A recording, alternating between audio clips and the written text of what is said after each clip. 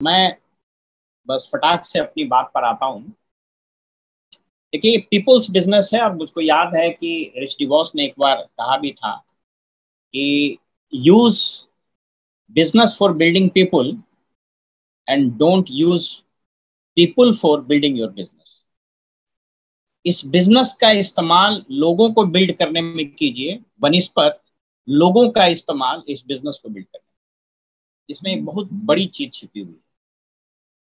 तो थोड़ा आज हम पीपल स्किल के बारे में बात करेंगे। बेसिकली ये लोगों का बिजनेस है, तो हम लोगों को बातचीत करने में लोगों से कहाँ कठिनाई होती है, कहाँ हम चूक जाते हैं, कहाँ दिक्कत होती है, कहाँ कहीं अभी अजय जी ने बताया ना सारा एग्जाम्पल, कहाँ हम लोग फंसने का चांस रहता है और क्या वो ऐसा काम करें जिसमें हम लोग कथित रूप से लोगों के साथ अच्छा रिलेशनशिप करें। एक बात अभी आज हम थोड़ा उस पर भी करेंगे कि पीपल स्किल क्या है। बेसिकली ये पूरा बिजनेस पीपल स्किल का खेल है। अगर आपने पीपल स्किल को ठीक से समझ लिया, उस पर ठीक से अमल किया, उसमें मास्टरी हासिल कर ली, तो ये बिजनेस आपके लिए बिल्कुल केक वॉक हो जाए।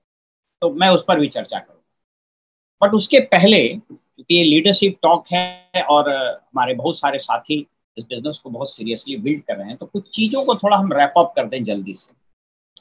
जैसे पहली चीज ये कि अब इस बात को हम लोगों को समझ लेना है कि इस कोरोना के कारण जो दुनिया में और इस देश में या इस राज्य में भी बदलाव आए हैं, उस बदलाव के कारण इस बिजनेस को अब डिजिटल मोड में जितना जल्दी आप ले जाइए उतना ही अच्छा। जब मैं डिजिटल मोड की बात करता हूं तो मेरा मतलब है डिजिटली प्लान दिखाना, डिजिटली डेमो करना, और उससे ज्यादा इंपॉर्टेंट है ऑनलाइन ऑर्डर्स करना। तो पहला चीज तो ये सब लोग सुनिश्चित करें कि कोई व्यक्ति अगर 6% हो गया है तो उसको इनकरेज कीजिए, उसको सिखाइए कि वो व्यक्ति स्वयं से ऑनलाइन ऑर्डर कैसे कर ले। ऑनलाइन ज्वाइनिंग आपको कराना है, आपको न्यू एंट्री मॉडल के बारे में भी जानकारी है, उसको सबको पता है। मैं थोड़ा सा बात इस संदर्भ में करना चाहूंगा कि आप सब लोग जानते हैं कि इस बिजनेस में जो फिस्कल ईयर का कॉन्सेप्ट है, जो वित्तीय वर्ष का कॉन्सेप्ट है, वह कॉन्सेप्ट शुरू होता है सितंबर से और अगस्त तक चलता है। तो मेरा कहने का तात्पर्य यह है कि अब जो है यह मीटिंग, यह जो फिस्कल ईयर है वो अब स्टार्ट हो गया है और ये फिस्कल ईयर 50 दिन के बाद स्टार्ट हो जाएगा। ठीक है कि 50 दिन के बाद, 50 नहीं और कम दिन बढ़ा, मतलब 45 दिन रख लीजिए। 45 दिन के बाद हमारा नया फिस्कल ईयर शुरू हो रहा है। तो हमको नए फिस्कल ईयर के लिए तैयारी करना और हमको नए पिन पर जाना, ये हमारी प्राथमिकता है। इस पर हमको समझना पड़ेगा, इस पर भी थोड़ी चर्चा हम करेंगे। मैं बात शुरू करूं। 5 बिंदु है जिस पर हर एक लीडर को कंसंट्रेट करना चाहिए, और स्पेशली जो लोग 12% या 15% हो गए हैं उनको तो जरूर इस बात को समझना है। पहला चीज मेरा ये सुझाव होगा कि जितने भी प्लेटिनम्स हैं, जितने भी प्लेटिनम्स एंड एबव हैं, सिल्वर भी कर सकते हैं, बट आई विल रिकमेंड कि सिल्वर को, प्लेटिनम को करना चाहिए। पहली तारीख को, 1st of every month, आप अपने ग्रुप की गोल सेटिंग कर लीजिए, ग्रुप के लीडर्स की। मतलब गोल सेटिंग हो सकता है कि कोई सिल्वर भी कर दे, 15% का भी आदमी अपने नीचे कर दे, लेकिन वो प्लेटिनम से जरूर उसको इंडोर्स करवा ले। प्लेटिनम को जानकारी रहनी चाहिए कि साहब हमारे ग्रुप के अमुक व्यक्ति का ये गोल। ये पहला इंपॉर्टेंट काम है जो आपको समझना। पहली तारीख यानी जुलाई जब खत्म होगा तो 1 अगस्त को आपको गोल सेट हो जाना चाहिए। रेदर अगस्त में, जैसा आप सब लोग को पता है कि हम लोग सितंबर की तैयारी करते हैं, तो 1 अगस्त में फिर हम आपसे अलग से बात भी करेंगे कि सितंबर की हमको कैसे तैयारी करनी है, उस पर हम लोग चर्चा करेंगे। लेकिन हर महीने की पहली तारीख को गोल सेटिंग अगर नहीं हो रहा है, इसका मतलब वो लीडर बहुत सीरियस नहीं। तो ये पहली चीज है जो आपको याद रखना। दूसरी चीज जिसकी हम लगातार चर्चा कर रहे हैं, मेंटर्स क्लब और इलीट क्लब। मैंने न जाने कितने बार लोगों को बताया है कि आइडियल संख्या क्या है, आदर्श स्थिति क्या है। मैं फिर से थोड़ा रिपीट कर देता हूं और मैं 12% के आगे बताता हूं। कोई अगर 12% का व्यक्ति है तो उसके ऑर्गेनाइजेशन में करीब करीब 8 से 10 आदमी मेंटर्स क्लब में रहना चाहिए, और वो स्वयं एलिट क्लब में जरूर रहे, और एक आदमी यानी 2 आदमी उसका एलिट क्लब। अगर वो 15% पर है तो निसंदेह 15 आदमी उसका भाई मेंटर्स क्लब में होना चाहिए, और कम से कम कम से कम 3 से 4 आदमी उसका एलिट क्लब यानी 300 पीवी क्लब में। आपको पता है मेंटर क्लब और एलिट क्लब का मतलब है जो 3 तारीख तक, लेटेस्ट 5 तारीख तक 100 पीवी कर देता हो हर मंथ में, he is a mentors club member. जो हर महीने के 3 से लेटेस्ट 5 तारीख के बीच में पर्सनल 500 पीवी कर देता हो, वो एलिट क्लब का सदस्य। उसी के बारे में बात करें। अगर कोई 21% सिल्वर लीडर है तो उसके ऑर्गेनाइजेशन में तकरीबन 20 लोग मेंटर्स क्लब में होने चाहिए, और तकरीबन 7 से 8 आदमी उसका एलिट क्लब में हो। अगर गोल्ड है तो 25 और 10, और अगर प्लेटिनम है भाई तो मैंने बताया था कि 30 से ऊपर आपका हो, 30 हो, 35 हो, और निसंदेह आपका 10 से ऊपर एलिट क्लब होना चाहिए। और अगर आप फाउंडर्स प्लेटिनम है तो आपकी संख्या 50 मेंटर्स क्लब में तो होनी ही चाहिए, और उसी हिसाब से 10 से 15 के बीच में आपका एलिट क्लब होना चाहिए। फाउंडर्स प्लेटिनम एक्चुअल में वही है जिसके नीचे कम से कम जिसका एक लेग तो प्लेटिनम जरूर है। फाउंडर्स प्लेटिनम जो हैं उनको 10 तारीख तक अपना क्वालिफिकेशन कर देना चाहिए, मतलब 10 तारीख हो और उसका 10,000 पीवी कंप्लीट हो। जो लोग एमरल्ड क्वालिफिकेशन को ट्रैक करेंगे अगले साल से, जैसे जो 2-3 लीडर्स हैं वो उनकी तैयारी हो रही है। इनफैक्ट हमको उनका नाम भी बताने में कोई दिक्कत नहीं, और लोग भी कर सकते हैं। अभी 1.5-2 महीना है, 3 आदमी तैयारी करने में लगे हुए हैं। जैसे इसमें एक प्रदीप नमिता है, वो बिल्कुल उनकी तैयारी स्पष्ट है, और उस हिसाब से उनका काम भी हो रहा है, और आप सब लोग उनको जानते भी हैं। तो उनको हमने वही पैरामीटर दिया है कि आपका 10 तारीख से पहले पर्सनल क्वालिफिकेशन हो जाना चाहिए। दूसरा, हमारे जो और लीडर हैं, पूनम जी का एमरल्ड क्वालिफिकेशन की पूरी तैयारी है, और अजय जी भी ट्रैक कर रहे हैं, अजय जी प्रयास कर रहे हैं, थोड़ा सा और उनको मेहनत करना है। और अलग जी भी अगर करना चाह रहे हैं तो he has to think in this way. अगर जो लोग एमरल्ड जाना चाहते हैं उनको इस रूप में काम करना चाहिए। जो लोग एमरल्ड जा रहे हैं उनका टेस्ट चेक यही है कि 10 तक वो स्वयं क्वालिफाई कर रहे हैं कि नहीं, क्योंकि अगर वो 10 तक क्वालिफाई नहीं कर रहे हैं तो फिर थोड़ा दिक्कत है, फिर उसको और ठीक करना। तो ये दूसरी बात है जो हम कहना चाहते हैं। मेंटर्स क्लब का मतलब ये नहीं कि कोई व्यक्ति एक महीने कर दिया 100 पीवी तो वो हो गया मेंटर्स क्लब का सदस्य। मेंटर्स क्लब का मतलब है कि जो हर महीने कर रहा, जैसे मुझको याद है प्रदीप जी और अलग जी या राजीव जी भी शायद किए हैं, अजय जी भी किए होंगे, और लीडर भी किए हैं। मैंने सजेस्ट किया था कि आपके पास एक रजिस्टर होना चाहिए, और उस रजिस्टर में मेंटर्स क्लब के लोगों की संख्या होनी चाहिए नाम के साथ, और मंथ वाइज उसको ट्रैक कीजिए। अब जैसे मान लीजिए कि कोई एक व्यक्ति है राम, जो जून में किया मेंटर्स क्लब क्वालिफाई और जुलाई में नहीं किया, या मान लीजिए जो मार्च में किया था अप्रैल में नहीं किया, फिर मई में किया जून में नहीं किया, या मान लीजिए कि एक बार मार्च में किया था, अप्रैल मई जून तीनों में नहीं किया, फिर जुलाई में किया, तो इसका मतलब वो मेंटर्स क्लब का सदस्य नहीं है। इसका मतलब वो पर्सनल कंजम्पशन या थोड़ा बहुत रिटेलिंग के लिए उसने किया। अगर कोई इस महीने किया है 3 तारीख तक 100 पीवी या 300 पीवी और अगले महीने नहीं हुआ है, तो उससे आपको बात करना होगा, क्योंकि उसके 3 कारण होंगे। पहला,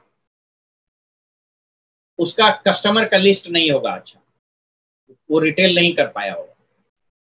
दूसरा, वो पर्सनल कंजम्पशन के लिए लिया होगा 100 पीवी। और तीसरा कि रिटेल किया होगा लेकिन उस पैसा खर्चा कर दिया होगा, उसने गुल्लक में पैसा नहीं रखा।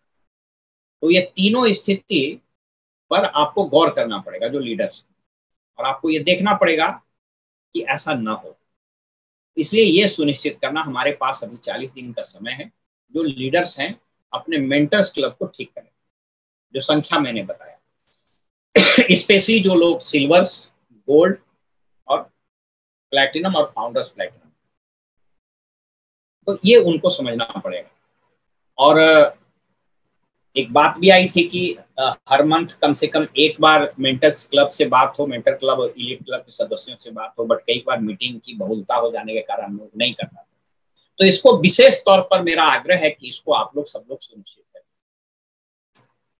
तीसरी चीज थी कि भाई हम लोग कैप्सूल कोर्स कर रहे हैं और उस पर बहुत विस्तार से चर्चा होती भी रही है, और आप लोग सब लोग जान रहे हैं कि कैप्सूल कोर्स क्या है। हम लोगों ने उसको बहुत सफलतापूर्वक किया, और जो लीडर्स कर रहे हैं उनके फीडबैक्स भी बड़े अच्छे आ रहे हैं। मेरा एक दो सलाह उसमें है। हम कुछ ऑर्गेनाइजेशन में बीच में घुस करके लोगों से बात कर रहे हैं, तो एक दो जो कमी नजर आ रही है वो हम आप लोग को सजेस्ट किए भी हैं और हम ठीक कर देते हैं ताकि उसमें सुधार हो जाए। कुछ लोग का हो भी रहा है, कुछ लोग का बहुत बढ़िया हो रहा है, बट एक जनरल बात हम बता रहे हैं। पहली चीज कि कैप्सूल कोर्स को बहुत ही सीरियसली आपको करना होगा। डोंट टेक इट कैजुअल, मतलब उसको इतना सीरियसली लेना होगा कि आपको रोज टेंशन होना चाहिए कि उसको सीडी गया कि नहीं, उसने किताब पढ़ा कि नहीं पढ़ा तो क्यों नहीं पढ़ा, वो आज कौन सा प्रोडक्ट के बारे में बात करेगा, उसने ग्रुप में पोस्ट किया कि नहीं किया, और उसकी 3 दिन पर मीटिंग हो रही कि नहीं हो रही। तो पहला आपको लीडर जो एडमिन है उसको सीरियसली लेना। नंबर 2 जो कमी हमने देखी वो ये है कि उस क्लब में उस कैप्सूल कोर्स में जो लोग प्रतिभागी हैं उनका स्पीच पैटर्न उतना नहीं बदला है जितना अपेक्षा कर रहे हैं। तो इसके लिए आपको ये करना होगा कि 3 दिन पर जो मीटिंग करिए जूम पर, तो अपने न बोल करके उन्हीं लोग को मौका दीजिए बात करने। जैसे मान लीजिए कि किसी ने किताब पढ़ा है तो उसको एक्सटेम्पोर बोलिए कि साहब आप किताब पढ़े हैं तो आप बताइए, 5-7 मिनट समय। तो जब तक वो लाइव नहीं बोलेगा ना, उसका स्पीच पैटर्न ठीक नहीं होगा, तो आपको उसको मौका देना होगा बात करने। सीडी सुना है तो क्या सीडी सुना है, एक्सटेम्पोर अचानक से बोलिए कि भाई आपको ये सीडी पर बात करना, आप बताइए। तो स्पीच पैटर्न की एक कमी है। और तीसरी कमी ये जो हमको दिख रही है कि नेम लिस्ट ठीक से नहीं हो रहा है, और अगर नेम लिस्ट हो भी रहा है उसका होम मीटिंग नहीं हो। ये एडमिन इसको सुनिश्चित कर लें कि एक तो वीक में पर डे पर संडे को हमारा हर एक संडे को ओपन मीटिंग होता है, उसमें उस लिस्ट के अनुसार कैसे कॉन्टेक्ट इनवाइट करना है उस पर डिटेल से अजय जी ने बताया। और दूसरा, वीक में एक दिन और जरूर रखिए, होम मीटिंग रखिए, और उसमें जो सभी कैप्सूल कोर्स के लोग किए हैं उनको वही तरीका बताइए कि भाई आप कांटेक्ट और इनवाइट कीजिए ताकि हम उसको प्लान करें। क्योंकि कैप्सूल कोर्स का 2 ही मतलब है। पहला, मेंटल रिप्रोग्रामिंग जो आपका हो रहा है, आप डायमंडशिप के लिए, बड़े पिन के लिए आप मानसिक रूप से तैयार हो रहे हैं। और दूसरा चीज कि आपका एक्शन भी मजबूत हो, आपके पास बहुत बड़े लिस्ट हो और उस पर आप काम करें। तो ये कुछ कमी है जिसको आप लोगों को ठीक करना। कुछ ऑर्गेनाइजेशन में उत्साह में लोगों ने किया था शुरू, लेकिन फिर बीच में छोड़ दिया, तो उसको आप छोड़िएगा तो फिर आपको लेट होगा। बैच दर बैच निकालते जाइए। एक बैच हुआ, छूट गया, दूसरा बैच, तीसरा बैच।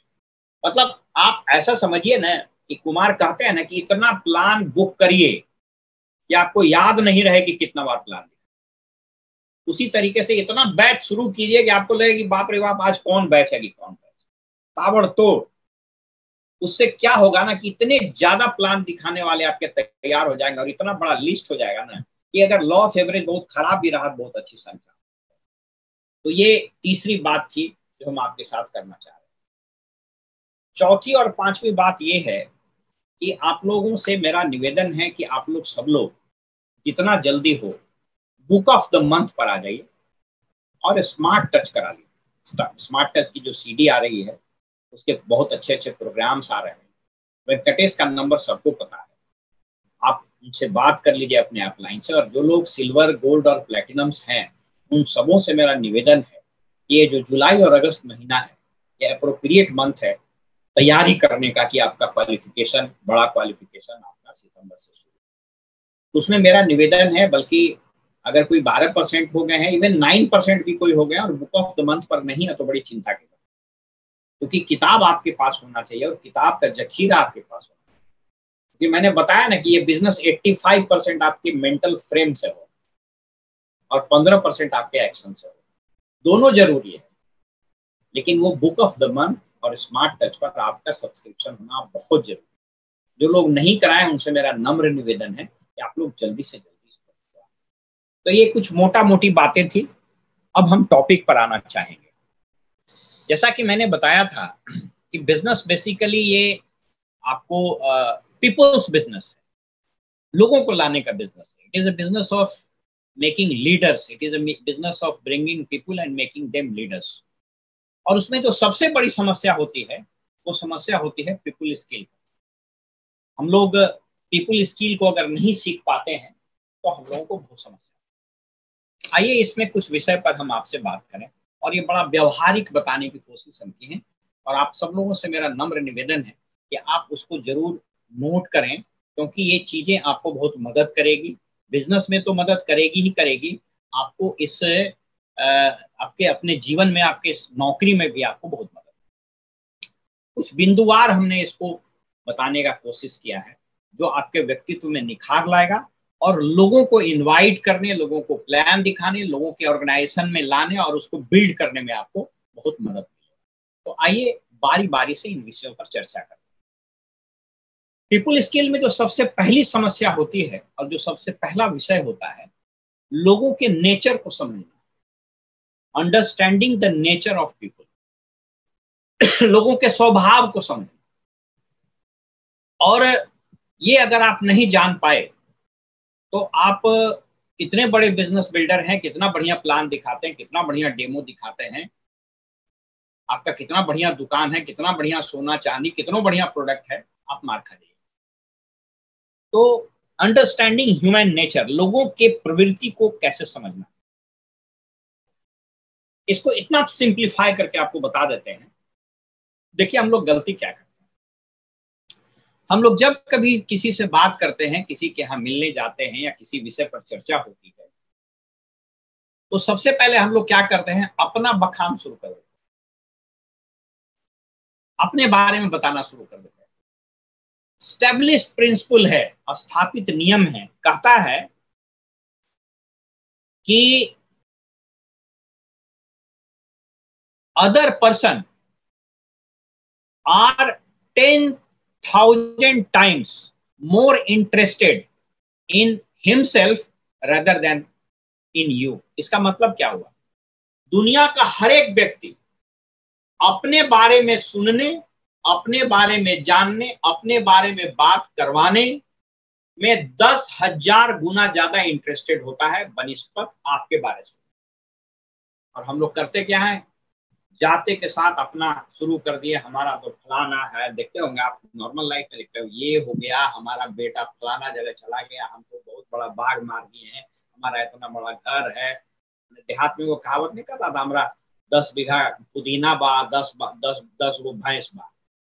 तो ये किसी के पास अगर आप गए हैं और इस बिजनेस के पर्सपेक्टिव में गए, तो आप उसके बारे में बात कीजिए बनिस्पत अपने बारे में। इज इट क्लियर, स्पष्ट है? इस चीज को आपको अमल में लाना होगा। हम किसी के यहाँ प्रोस्पेक्टिंग में गए, किसी से बात किया, अजय जी ने कितना बढ़िया बताया और आप लोग नमिता ने कितना बढ़िया बताया, तो आप जब भी जाएं तो आप प्रयास करें कि उसी के बारे में बात करें, उस पर हम और आगे क्लियर करें, बनिस्पत ये कि हम अपने बारे में बात करें। उसके बारे में बात कर सकते हैं, अच्छा और आपकी क्या नौकरी है, अच्छा और आपके बच्चे क्या कर रहे हैं, अच्छा बहुत अच्छा बच्चे ये पढ़ रहे हैं। उसके बारे में जब बात कीजिएगा ना, तो he will be more interested in listening to you, तो आपसे सुनने लगेगा। तो ये ह्यूमन का नेचर है, understanding human nature. Human nature क्या है, लोग अपने बारे में जानना, अपने बारे में बात करवाना, अपने बारे में सुनना ज्यादा पसंद करते हैं बनिस्पत दूसरे के बारे में। ये पहला फिलॉसफी है, पहला फलसफा है जीवन का, जो आपको इस बिजनेस में पीपल स्किल के मुतालिक समझना पड़ेगा। और इसको अगर समझ गए तो आपको बहुत काम। आइए दूसरा बिंदु, इस सबको नोट करते जाइए, बहुत काम देगा। दूसरा बिंदु कहता है कि लोगों से प्रभावशाली तरीके से कुशलता पूर्वक कैसे बात करें, how to talk skilfully to the people, लोगों से कुशलता पूर्वक कैसे बात किया जाए। अब एकदम सिंपल, इसमें एकदम सिंपल सिंपल तरीका आपको बता देते हैं, कोई इसमें बहुत बड़ा फिलॉसफी नहीं। कहता है कि आप देखिएगा कई बार लोग बात करते हैं मैं, हम, मैं। कहता है इस दुनिया में किसी व्यक्ति के प्रगति का सबसे बड़ा दुश्मन जो है ना, वो है मैं, हम। अक्सर लोगों को देखिएगा, कोई किसी की प्रशंसा भी कर रहा है तो वो अपने प्रशंसा में और कुछ ऐड कर देता है। जैसे किसी ने कहा कि हाँ साहब आपका तो कपड़ा बड़ा अच्छा है, तो आप उसको थोड़ा जेनरसली एक्सेप्ट कर लीजिए, बनिस्पत ये कि हाँ हम तो हमेशा ब्रांडेड कपड़ा पहनते। आपने उस प्रशंसा को भी डाइल्यूट कर दिया। तो कहता है ना कि लोगों से कुशलता पूर्वक बात आप तब कर पाइएगा, आप प्रभावशाली तरीके से उससे संवाद स्थापित तब कर पाइएगा जब उसमें से हम शब्द को हटा करके आप ले आइएगा। आशय वही है, उसके बारे में बात करना बनिस्पत अपने बारे में। तो ये इसी को बोलते हैं, दूसरा प्रिंसिपल है how to talk skilfully to the people. हम शब्द को, मैं शब्द को अपने जीवन से हटाइए। मैं और हम जो है वो घमंड का, अहंकार का प्रतीक, वह सिर्फ ईश्वर के लिए, खुदा के लिए अच्छा माना जाता है, इंसान के लिए अच्छा नहीं माना जाता। हम इसको कर दिए, हम ही से ये चल रहा है, हम ही से ये बिजनेस हो रहा है, हम ही से सारा चीज है। डोंट डू दैट, वो सब मत करिए। तीसरा प्रिंसिपल, ये बहुत महत्वपूर्ण है। तीसरा प्रिंसिपल इट्स वेरी इंपॉर्टेंट, इसको नोट कर लीजिए। आप जब किसी के घर में जाते हैं, या किसी को प्लान दिखाने जाते हैं, या किसी के डाउनलाइन के यहाँ जाते हैं, किसी ऑर्गेनाइजेशन में जाते हैं, तो उस व्यक्ति को आप कैसे महत्वपूर्ण बनाएंगे। क्योंकि जान लीजिए कि जब तक वह व्यक्ति ये नहीं समझेगा कि हम महत्वपूर्ण हैं, आपकी कोई बात नहीं सुनेगा, आपसे कनेक्ट भी नहीं करेगा। How to make people important, उसको कैसे आप फील कराइएगा कि वह व्यक्ति बहुत महत्वपूर्ण है। ये तीसरा सिद्धांत है पीपल स्किल। मैंने 2 सिद्धांत की चर्चा की, लोगों की प्रवृत्ति को समझना, लोगों से कैसे अच्छे से बात करना कुशलता पूर्वक, और तीसरा है लोगों को महत्वपूर्ण कैसे बनाना। देखिए ये 3-4 सिंपल स्टेप्स हैं, कैसे आप लोगों को महत्वपूर्ण बना सकते हैं, या फिर कैसे लोगों को महत्वहीन बना सकते हैं। महत्वहीन बना दीजिएगा तो आपका गया काम। अब फर्ज कीजिए, मैं किसी का एग्जाम्पल लेता हूं। मान लीजिए कि आप भागलपुर में किसी के घर पर होम मीटिंग लेने गए फर्ज कीजिए, या आप ऐसे ही प्रोस्पेक्टिंग करने गए, या आप डाउनी लाइन के यहाँ गए, कोई भी स्थिति लीजिए, क्योंकि हम इस बिजनेस के कॉन्टेक्स्ट में बात कर रहे हैं।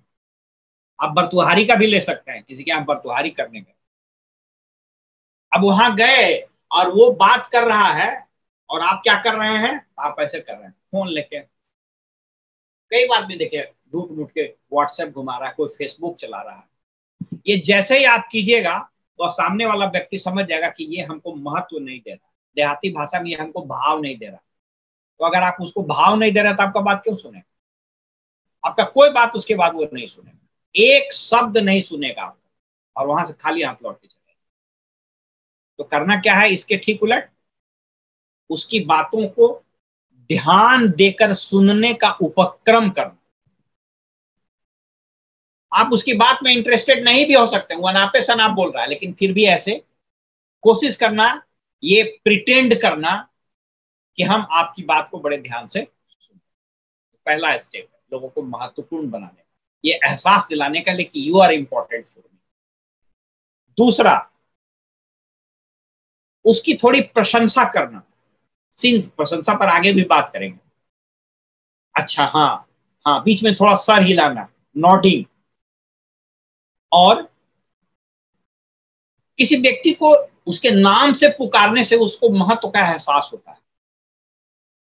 आप कभी देखिएगा ना, जैसे कभी कोई लीडर मान लीजिए स्टेज से बात करते हैं और किसी का नाम लेकर के बुलाए, या हम लोग नौकरी में भी वीडियो कॉन्फ्रेंस करते हैं, किसी वीडियो का, किसी ऑफिसर का अगर नाम लेकर के बुलाते हैं, या हम ही लोग को मान लीजिए प्रिंसिपल सेक्रेटरी, चीफ सेक्रेटरी नाम लेकर बुलाए, तो उसमें क्या महसूस होता है, अपने को महत्व होने का एहसास होता है। और लगता है कि हम महत्वपूर्ण है इसलिए हम कोई नाम लेके बुला रहे हैं। तो यही आपको सीखना चाहिए, किसी का नाम लेकर के पुकारना ये महत्व दिलाने का सबसे आसान तरीका है। आप उसका नाम लेकर के बुलाइए, जैसा भी उम्र हो वो नाम लेकर के बुलाइए। और वह व्यक्ति अगर कोई प्रश्न कर रहा है तो उस प्रश्न को, यद्यपि वो जैसे प्रश्न क्या उत्तर आपको तुरंत पता है, लेकिन उसका उत्तर तुरंत नहीं दीजिए, थोड़ा सा सोचिए गंभीरता से ऐसे, अब तब उसका उत्तर दीजिए। इसका फायदा ये होता है कि उस व्यक्ति को लग जाता है कि वो हमारे बात को वैल्यू दे रहा है, तब ना ध्यान से सुन के सोच के कुछ बता रहा है, तो उस व्यक्ति को महत्व होने का, उस व्यक्ति को महत्वपूर्ण होने का एहसास हो जाता है। ये पीपल स्किल का तीसरा सबसे अच्छा तरीका है। This is the third principle of people skill. लोगों को महत्वपूर्ण बनाइए, क्योंकि जब तक लोगों को आप महत्वपूर्ण नहीं बनाइएगा वो आपसे जुड़ेगा ही नहीं जुड़ेगा। आइए चौथे प्रिंसिपल पर, ये बड़ी मजेदार बात है। लोगों से कैसे सहमत होना है। हाउ कैन यू, इसको बोलता है कि how can skilfully agree with people, लोगों से कैसे सहमत हुआ जाए। ठीक है, इससे मतलब क्या है? देखिए, एक चीज हमेशा याद रखिए, इस बिजनेस में तो बिल्कुल वो एकदम नासूर है। अगर इस बिजनेस में आप आर्गुमेंट में उलझ जाते हैं तब तो आप अपने पैर पर कुल्हाड़ी मारते।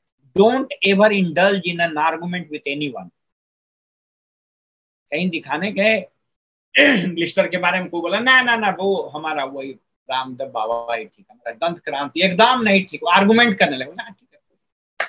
डोंट आर्गू, कभी भी बहस मत करिए। तो ये जो चौथा प्रिंसिपल है जिसकी चर्चा हम कर रहे हैं, लोगों से सहमत होने की कला, ये कला है। और ये जो हो जाता है ना, वो तो फिर मैंने, आप देखिए ना, आप ट्रेन में जा रहे हैं और ट्रेन में जा करके आप बैठ गए और कुछ लोग चर्चा कर रहा है, और उस चर्चा में अगर आप उससे सहमति जाहिर कर दीजिएगा तो आपको करेगा आइए ना भाई साहब, बैठिए ना, बैठिए ना, बगल में बैठिए।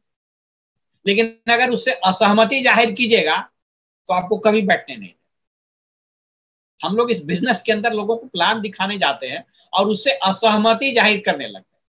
आपको एक एग्जाम्पल देते हैं। जैसे किसी ने कहा कि जानते हैं लॉकडाउन जो कर दिया ना, ये बहुत बेकार है, सोनी टीवी बहुत बढ़िया है, जूम बढ़िया चलता है, जियो नहीं बढ़िया चलता। आप हाँ ठीक बोल रहे हैं, हो सकता है, बहुत आइडिया हमको नहीं है, लेकिन सहमति, असहमति नहीं। सोनी बेकार ले लिए हैं, इससे बढ़िया तो अभी कोई दूसरा टीवी चल रहा, माइक्रोमैक्स चल रहा। डिसएग्रीमेंट नहीं करना, ये एक पीपल स्किल का सबसे इंपॉर्टेंट सिद्धांत है। क्योंकि डिसएग्रीमेंट जैसे कीजिएगा ना, वो झंझट और झगड़ा शुरू हो जाएगा, क्वारलिंग जिसको बोलते हैं, वो शुरू हो जाएगा। कहता है कि लोगों से अगर आप सहमत हैं तो ये जरूर कहिए।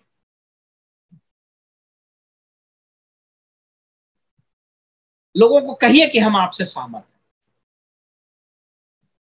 लेकिन उसके ठीक उलट, अगर आप लोगों से असहमत हैं तो ये मत कहिए जब तक कि आपको ये कहने के लिए बाध्य नहीं किया जाए। जैसे एक एग्जांपल देते हैं,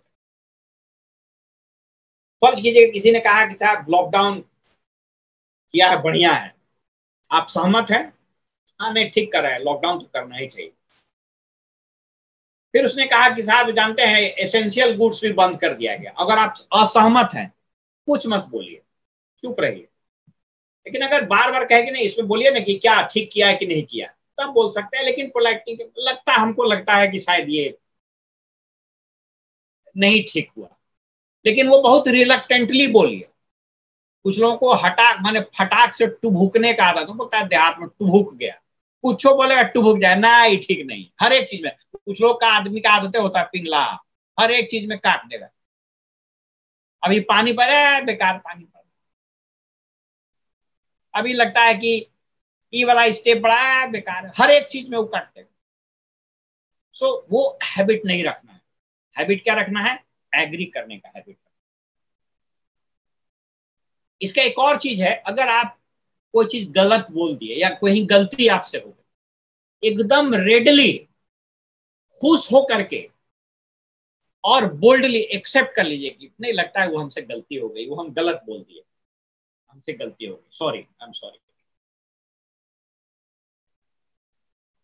एक अमेरिका का एक प्रोग्राम आता है, वो एक्चुअल प्रोग्राम होता है, जहाँ गाड़ी चलाने में लोग रेड जोन या पार्किंग या कुछ ट्रैफिक का रूल्स वायलेट कर देते हैं, तो उसके लिए टिकट्स उसको मिल जाता है और उसका जज जो है उसका कार्रवाई सुनता है, उस पर फैसला सुनाता है।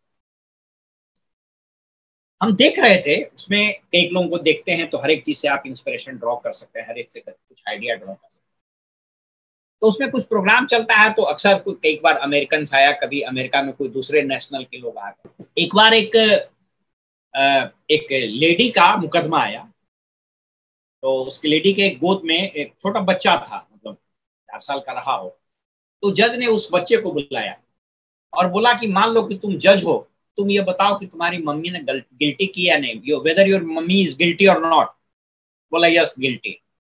बोला how much fine you will impose, $25 और $50। तो बचवा बोला $50। वो लेडी से पूछा कि आप ही अगर जज रहते तो क्या बोलते? बोलते यस आई एम गिल्टी। और मजेदार बात हुआ कि एक दिन, आज ही हम देख रहे थे, तो एक इंडियन तो अमेरिका गया था, एक लेडी का फादर, तो ड्राइव करते हुए वो वायलेट कर दिया, तो उसको बुलाया। बोला आप क्या करते? बोला मैं इंडिया में, मैं डॉक्टर हूँ, मैं आया था बेटी से मिलने, तो गलती। बोले आप ही जज रहते तो बताइए क्या आप गिल्टी होते? नहीं नहीं, हम तो गिल्टी नहीं होते, नहीं इसलिए नहीं होते कि जस्टिफाई करने लगे। तो मेरे कहने का मतलब है, कभी भी अगर गलती हो जाए तो उसको जस्टिफाई करने की कोशिश मत करिए, एक्सेप्ट कर लीजिए कि आई एम सॉरी, हमसे गलती। ये बहुत आसान और बहुत अच्छा तरीका है लोगों से सहमत, ठीक है।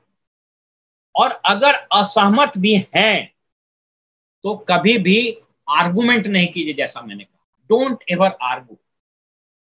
एक और स्थिति आती है इसमें, कई बार आप गए हैं कहीं प्लान दिखाने, कहीं कोई मीटिंग लेने, कुछ आदमी का प्रवृत्ति रहता है झगड़ा करने वाला। हम लोग एक देहात में कहानी सुना करते थे, बत्तीसी और छत्तीसी का, हम अक्सर लोगों को बताते हैं। 2 बहन थी, एक का नाम था बत्तीसी, एक का नाम था छत्तीसी। जब तक 32 घर से और 36 घर से नहीं लड़ती थी, पानी नहीं पड़ती। एक दिन शाम हो गया, 35 घर से लड़ाई हो गया, 36 नहीं हुआ, तो बड़ा चिंता में हो गई। तो दोनों बहन बाहर में बैठी हुई थी, एक मुसाफिर आ रहा था, तो बोली कि इससे लड़ाई करते हैं। तो बोली कि कैसे लड़ाई करोगी, तो मुसाफिर जा रहा। बोला देखो कैसे लड़ते। बोला जैसे वो नजदीक आएगा तो हम बोलेंगे कि जो 1 किलो खिचड़ी में कितना नमक, तो तुम बोलना 2 किलो।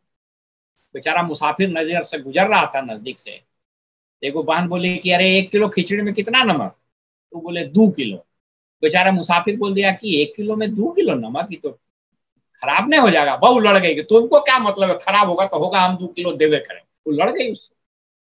तो there are people who are of fighting nature, हमेशा लड़ने के मूड में रहे। कहता वैसी स्थिति में क्या करना चाहिए, पीपुल स्किल क्या बोलता है? क्योंकि ऐसी स्थिति आएगी, आप कहीं प्लान दिखाने गए हैं, कहीं मीटिंग लेने गए हैं, कुछ आदमी रहेगा बकटोट, जिसको हम लोग कबियाठ भी बोलते हैं, मगही भाषा में और अंगिका भाषा में, बड़ी कबियाठ है। वो कबियाठ ऐसा कबियाठी करने लगे, कुछ से कुछ लड़वे करे। वैसी स्थिति में क्या करना चाहिए? कहता है कुछ नहीं, स्थिर हो जाइए, हाथ ऐसे रख लीजिए और मुस्कुराते हुए उसकी बात सुनिए। क्या होगा? कहता है विल स्पीटर, वो सारा जहर निकालेगा, he will fume, धुआं निकालेगा, और उसके बेवकूफ की तरह चुप हो। आप ही करके देखिए, कहीं गए हैं और ऐसे फाइटर आदमी से आपको पाला पड़ गया, कुछ मत कीजिए, कभी आर्गुमेंट नहीं कीजिए, चुपचाप मुस्कुराइए और हाथ में हाथ ऐसे रख करके उसको ध्यान से सुनिए। 5, 7, 8 मिनट, 10 मिनट के बाद जब वो सब बोल लेगा तो उसको लगेगा कि लगता है गलती बोल रहे हैं क्या, वो अपने आप चुप हो जाएगा और तब आपकी वो बात सुने। तो ये पीपल स्किल का चौथा प्रिंसिपल है कि लोगों से एग्री कैसे करना चाहिए, how to become agreeable. People skill में जो एक 5वीं बात सबसे महत्वपूर्ण होती है, वो होती है सुनने का, आर्ट ऑफ लिसनिंग, सुनने की कला। मित्रों, इस बात को ध्यान से सुनिएगा, क्योंकि सुनने की कला जो है ना, ये इंसान को बहुत ऊपर ले जाता है। कहता है कि ए good listener is always a good speaker. इस बिजनेस के मुतालिक जब आपके अपलाइन बैठे हों, जब आपके मेंटर बैठे हों, जब वो बात कर रहे हों, तो यथासंभव कोशिश करना चाहिए कि बीच में कुछ नहीं बोलना चाहिए। Just keep on listening. हम लोग प्रियंबा जी के साथ बैठते हैं, कभी नहीं बात करते। कल भी एक जगह बैठे हुए थे एक हमारे लीडर के साथ और उनकी गोल सेटिंग हो रही थी, तो हम एकदम मूक दर्शक, जब तक अपलाइन आपसे पूछे नहीं तब तक नहीं बोलना। Keep on listening. कहता है कि इसके अगर आप अच्छा लिसनर होना चाहते हैं तो इसके 6 इंग्रेडिएंट हैं, rather 5 ingredient. There are 5 ingredients to become a good listener. एक अच्छे श्रोता होने के 5 गुण हैं। पहला, लुक इनटू द आई। आप कहीं गए हैं तो स्पीकर के आंखों में आंख डाल करके सुनिए। इससे क्या होता है ना, उस स्पीकर को लगता है कि ये मेरी बात ध्यान से सुन। मैंने शुरू में बताया, ऐसा कभी नहीं करना चाहिए कि वहां बैठे हैं और व्हाट्सएप पर चल रहे हैं, फेसबुक में चाह रहे हैं। This is a very bad manner, बहुत खराब आदत है। Don't ever do this. दूसरा, उस स्पीकर की तरफ झुक करके बैठिए। बहुत लोगों को आदत, देखिएगा, आपको एक एग्जांपल अभी तो नहीं दिखा सकते, बहुत लोगों को आदत रहेगा, बैठा है स्पीकर, आप सामने में बातचीत हो रही है, वो बात कर रहा है, आप पैर पर पैर ऐसे चढ़ा दिए, आप पैर ऐसे ऐसे हिला रहे हैं। This is a very bad manner. आप ये अगर कर दिए ना, तो आप यकीन मानिए कभी नहीं ज्वाइन करेगा, और अगर वो डाउनलाइन है तो आपको कभी रिस्पेक्ट नहीं करेगा। अक्सर लोगों को दोनों पालथी मार के सोफा पर बैठ गए, अनलेस एंड अनटिल कि आप बहुत फॉर्मल हो गए। अब मान लीजिए अब हम अजय जी के यहाँ गए, अलग जी के यहाँ गए, तो बिल्कुल फॉर्मल हो गए, दैट। बट अगर इनफॉर्मल हो गए हैं, लेकिन अगर कहीं फॉर्मल गए हैं, किसी के घर पर गए हैं, लेडीज बैठी हुई है, कई लोगों को देखिए पैर चढ़ा के ऐसे ऐसे ऐसे पैर हिला रहा है, कुछ कुछ कर। Don't do that. लीन, मतलब कहता है स्पीकर की तरफ ऐसे झुक करके सुनने के का उपक्रम करना। ये दूसरा इंग्रेडिएंट है गुड लिसनर। थर्ड, बीच बीच में कुछ छोटे से प्रश्न पूछ सकते हैं आप, वो आपका इंटरेस्ट बताता है। जैसे मान लीजिए कि वो बात कर रहे हैं न्यूक्लाइड डेली पर, या आप उसको दूसरा एग्जाम्पल लीजिए, किसी के यहाँ गए और वो कोई किसी इशू पर बात कर रहा है, तो ये जताने के लिए कि हम आपकी बात सुन रहे हैं। अच्छा, वो क्या बोल रहे थे, बड़ा अच्छा वर्ड आप बोले, हम छूट गया आपसे, क्या चीज बताए थे, कुछ एक वर्ड बोले, उसको लगा कि वो ये बंदा हमसे सीरियसली सुन रहा है, और ये अच्छा तरीका भी है। चौथा, उसको बीच में टोक करके विषयांतर नहीं करिए। गुड लिसनर का ये तरीका नहीं है। वो बोल रहा है, मान लो इसको हम लोग देहात में बोलते हैं ना, हंसुआ के ब्याह में खुरपा के गीत, मैंने बात हो रहा है कुछ पर चालू हो गए कुछ। हमारे एक बड़े भाई के साला साहब हैं, तो रेलवे में नौकरी करते हैं। आपको एक एग्जाम्पल समझाने की कोशिश करते हैं, कैसे लोग इंटरप्ट कर देता है, कैसे विषयांतर कर देता है, और कैसे वो बैड मैनर्स है। You can never be A good listener. हमको याद है कि मुंगेर की घटना है, क्या हम उन दिनों पढ़ते थे, तो उनके यहाँ बैठ कर कुछ बरतुहारी की बात चल रही थी, सीरियस बात हो रहा था। वो जो सज्जन है हमारे बड़े भैया, मैंने चचेरे भाई, उनके साला, तो बात करते करते अचानक छिपकली, देखिए देखिए छिपकली खा गया कीड़ा। What is this nonsense. बात हो रहा है किसी दूसरे इशू पर, अचानक से हो गए। विराट कोहली जानते हैं, वो शादी कर लिया, है, अब कहीं से कहीं बात लेके चले गए। वो कभी नहीं करने का। आपके मन में कोई विचार भी आ रहा है, वो स्पॉन्टेनियसली बात हो रही है, अचानक से देखते हैं वो छक्का मार दिया। सो this is very bad habit. And last कहता है, हमेशा अच्छे लिसनर जो होता है, वह शब्द का प्रयोग आप करता है। वही जो मैंने बताया कि आप ज्यादा महत्वपूर्ण है बनस्पत हम। तो ये गुड लिसनर का तरीका है, और इस बिजनेस में तो आपको गुड लिसनर बनना ही पड़ेगा। अगर किसी प्रोस्पेक्ट के यहाँ गए हैं, कहीं पेस मीटिंग में गए हैं, कहीं बीबीएस में गए हैं, अपलाइन के यहाँ गए हैं, और अगर आप अच्छे लिसनर नहीं हैं, तो फिर आपको मुश्किल होने वाला है। क्योंकि आपके अपलाइन हमेशा आपके मन की बात तो करेंगे नहीं, कई बार वो कठोर बात भी करेंगे, तो आप वही चक्कर में रहिएगा कि जो अच्छा बतवा लग रहा है आपके मन मुताबिक उसको सुने, आज नहीं मन किया से नहीं सुने, तब तो नहीं चलेगा। छठा प्रिंसिपल पीपल स्किल का, लोगों को कैसे इन्फ्लुएंस करें, लोगों को कैसे, कई बार देखिए कुछ लोग आएगा और अपनी बातों से उसको इन्फ्लुएंस कर देगा, भीड़ को, लोगों को इन्फ्लुएंस कर देता है या मनवा लेता है। देखिए इसमें हमेशा कहता है third party reference is very important. जैसे आप एक एग्जांपल लीजिए कि अब किसी व्यक्ति ने कहा कि साहब ये जो ग्लिस्टर आप दिखा रहे हैं ये कितना दिन चलेगा, ये तो लगता है जल्दी ही खत्म हो जाएगा, ज्यादा दिन चलेगा क्या, न्यूक्लाइड डेली लिए फायदा करेगा क्या? तो कहता है कि instead of referring yourself on your case, refer somebody else. जैसे मान लीजिए किसी ने कहा कि अच्छा कैलमेक डी खाएंगे मेरे पैर का दर्द ठीक कुछ होगा, तो उसको ये नहीं बोलना कि हाँ हम तो खाए हमारा एकदम ठीक हो गया, नहीं मानेगा कभी। कि हाँ देखिए ना, अब तो बोल रहे हैं एक हमारे मित्र हैं ऐसे ऐसे पुराने बैंक में काम करते हैं, इसी तरह का एक प्रॉब्लम था तो उनको तो दिए तो बड़ा फायदा किया उनको, आप यदि चाहे तो हम उनसे बात भी आपको करा सकते हैं, बड़ा फायदा किया उनको, हम कल ही उनसे बात हो रही है। अगर उनका कुछ वीडियो बना के आप रखे हैं टेस्टिमोनियल के रूप में तो आप उसको दिखा सकते हैं, डिजिटल जमाना है। इसीलिए हम लोग अक्सर बात करते हैं कि कभी एक बार बात हो रही थी ना, कोई चंदा झा जी या शायद और कोई बता रहे थे, अमित जी बता रहे थे किसी के बारे में, हामिद जी बता रहे थे किसी को बहुत फायदा किया, तो उसका टेस्टिमोनियल बना लीजिए और थर्ड पार्टी रेफरेंस देने से वो आदमी ज्यादा इन्फ्लुएंस्ड होता है आपके प्रोजेक्ट के बाद। हम लोग क्यों दिखाते हैं सक्सेस प्रोफाइल? इसलिए दिखाते हैं कि success profile third party reference. कोई इंजीनियर है, देखिए ये इंजीनियर भी सफल है, कोई डॉक्टर है, ये देखिए डॉक्टर सफल है, this is third party reference. तो ये पीपल स्किल का छठा प्रिंसिपल। अब सबसे मजेदार बात पर आइए, सातवां प्रिंसिपल, वेरी इंपॉर्टेंट।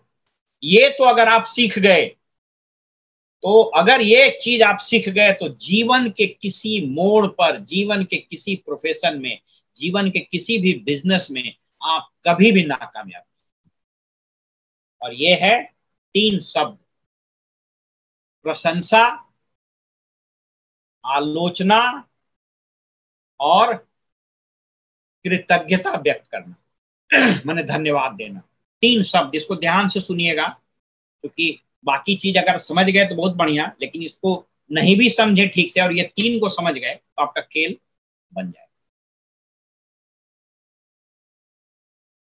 3 शब्द मैंने क्या कहा, प्रशंसा एक, दूसरा आलोचना और तीसरा धन्यवाद देना यानी कृतज्ञता व्यक्त करना। अब ये तीनों को थोड़ा बारी बारी से समझ लीजिए, ये सातवां प्रिंसिपल है पीपल स्किल। कहता है कि प्रशंसा करने में एक नियम का प्रयोग कीजिए, उस नियम का नाम है रूल ऑफ 2, 2 का सिद्धांत, इट्स कॉल्ड रूल ऑफ 2। अब ये 2 का सिद्धांत क्या है तो जरा देख लीजिए। रूल ऑफ 2 कहता है कि आप इसको ऐसे समझिए, जैसे मान लीजिए कि आप किसी के घर पर गए हैं, उसके घर में किसी चीज की आप प्रशंसा करना चाहते हैं, या मान लीजिए उसके अंदर किसी चीज की प्रशंसा करना चाहते हैं। जैसे फर्ज कीजिए ना, किसी ने कोई बहुत फास्ट प्लेटिनम चला गया आपके ग्रुप, कोई बहुत फास्ट सिल्वर चला गया, कोई बहुत बढ़िया प्रोडक्ट रिटेल कर दिया, मतलब 300 पीवी कर दिया, रिटेल कर दिया, आप उसकी प्रशंसा करना चाहते हैं। तो एक तरीका यह भी है, कैजुअल अप्रोच, अरे बहुत अच्छा, वेरी गुड, 300 पीवी रिटेल कर, बहुत अच्छा, एक तरीका यह भी हो। लेकिन रूल ऑफ 2 कहता है कि उससे संबंधित 2 प्रश्न पूछिए उससे, तब उसकी जेन्युइन प्रशंसा दिखाई पड़ेगी।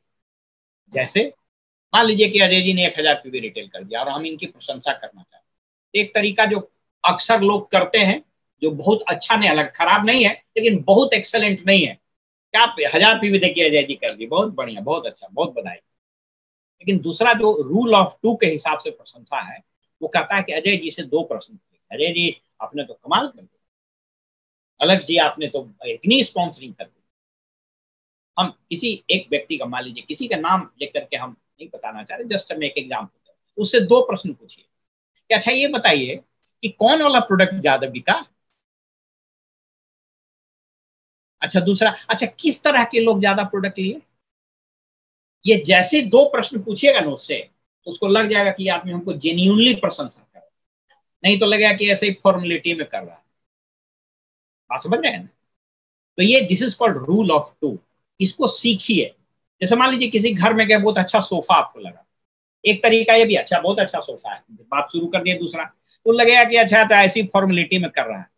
लेकिन रूल ऑफ 2 अगर अप्लाई कीजिएगा, अरे बहुत अच्छा सोफा है, कहाँ से खरीदे इसको, बहुत बढ़िया, अच्छा ये कैसे मालूम हुआ कि वहां बढ़िया सोफा मिलता है। ये जैसे 2 प्रश्न उससे पूछिएगा ना, वो आदमी जेन्युइनली समझ जाएगा कि आप उसका जेन्युइन प्रशंसा कर रहे हैं। और जेन्युइन प्रशंसा किसी भी व्यक्ति को सुनना बहुत अच्छा। प्रशंसा का एक और इंग्रेडिएंट है, प्रशंसा हमेशा सिंसियर होना चाहिए। There should be always a sincere praise.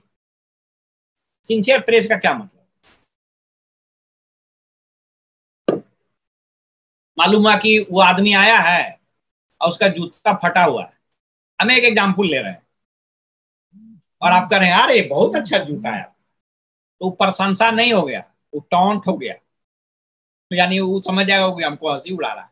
उसकी सिंसियर प्रशंसा, जेन्यून, अरे पसीना से लथपथ है और पसीने से बदबू आ रही है, तो जो निगेटिव आदमी रहेगा, बा बड़ी पसीना आपका महक रहा है, लेकिन उसकी जेन्यून प्रशंसा, सिंसियर प्रशंसा हो सकती है, आप लगता है धूप से आ रहे हैं, आप बहुत एकदम बहुत पसीने पसीने लगता, बहुत मेहनत करके आता, इसीलिए आपका बहुत पसीना निकल रहा। बात वही है, पसीना से आपका पूरा शरीर भीग गया, आपका शर्ट पूरा भीग गया, एकदम पसीना का ये आ रहा है। सो दिस इज सिंसियर प्रेज, सही चीज की प्रशंसा करना। लेकिन ये आपको सीखना पड़ेगा कि उसके घर में कुछ चीज तो बढ़िया होगा। कहता है कि प्रशंसा उस व्यक्ति, प्रशंसा कभी भी उस व्यक्ति की माने कम हो, उसके कर्मों की ज्यादा हो। कहता है प्रेज एक्ट नॉट पर्सन। उस व्यक्ति के कृत्य की प्रशंसा ज्यादा करें बनिस्पत इसके कि उस व्यक्ति की प्रशंसा, उस व्यक्ति की भी प्रशंसा कर सकता है, लेकिन उसके कृत्य की प्रशंसा ज्यादा। आज सतीश ने, साहब ये बहुत अच्छा प्लान, तुम सतीश आज तुमने बहुत बहुत लोगों को प्लान दिखाया, ये उसके कृत्य की प्रशंसा हुई। सतीश तुम बहुत बढ़िया प्लान दिखा, तो ये सतीश की प्रशंसा। सतीश आज आपने बहुत अच्छा प्लान दिखाया, तो ये उसके कृत्य की प्रशंसा। सिद्धांत कहते हैं कि प्रेज एक्ट नॉट पर्सन। एक बड़ा अच्छा एक सिद्धांत है, उसको बोलते हैं हैप्पीनेस फॉर्मूला। आप चाहे तो उसको नोट कर लें, इसको जीवन में अगर लागू कीजिएगा तो इससे बड़ा फायदा होगा। Happiness formula, what is happiness formula, ये बड़ा जबरदस्त फॉर्मूला है। व्हाट इज हैप्पीनेस फॉर्मूला, ये हैप्पीनेस फॉर्मूला इतना मजेदार है ना कि इसको आप कीजिएगा ना तो आपको इतना मजा आएगा। कहता है कि कोई एक सुंदर शब्द, काइंड वर्ड्स, ठीक है, काइंड वर्ड्स रोज 3 डिफरेंट आदमी को कहिए, ठीक है, एक काइंड वर्ड 3 डिफरेंट आदमी को रोज कहना शुरू कीजिए, और ये काम आप 21 दिन तक कीजिए। देखिएगा कि आपका जीवन बहुत सुखमय हो जाएगा, बहुत खुश, आपको बहुत अच्छा लगेगा, you will feel very happy about कोई भी चीज। जैसे आप सुबह उठे या कभी कोई आदमी मिले, अरे आप तो बहुत अच्छे आदमी हैं, आपसे मिलकर के बहुत अच्छा लगता है, आप बहुत सिंसियर हैं, आपका नेचर बहुत अच्छा लगता है। या 3 आदमी को कहिए जो भी आपको मिले, जो उस तरह का, अगेन वो सिंसियर प्रेज करना है। अगर आप 21 दिन कीजिएगा तो आपको अजीब अनुभूति मिलेगी, आपको गजब सुख का एहसास होगा, धीरे धीरे आपके हैबिट में बदल जाए।